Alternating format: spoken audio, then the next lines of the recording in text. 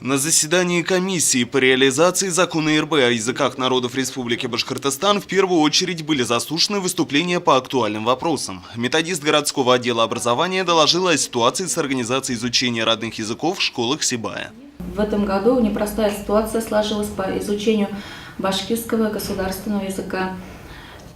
Тем не менее, в нашем городе мы сохранили изучение башкирского государственного языка среди учащихся 2 и 9 классов и в некоторых школах среди учащихся 10-11 классов. Объем тоже 1 или 2 часов. В статье 4 Федерального закона об образовании Российской Федерации изложено, что граждане Российской Федерации имеют право на получение образования на родном языке, поэтому у нас образование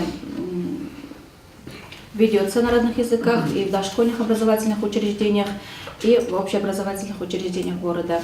Как известно, в рамках реализации закона о языках народов Республики Башкортостан комиссией в течение года проводятся рейды с целью выявления и устранения орфографических и иных ошибок на вывесках и официальных документах различных учреждений и организаций. Представители комиссии отчитались о проведенных рейдах. По их словам, в большинстве случаев руководители оперативно реагируют на замечания проверяющих и в краткие сроки устраняют ошибки или недоделки.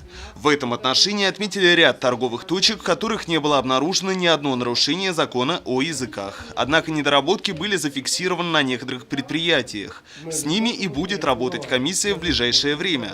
Также в планах рейды по поселкам, спутникам города. Ринат Музафаров, Айгуль Хамитова, Радмир Исингулов, Гульгина Раскильдина, телекомпания СТВ.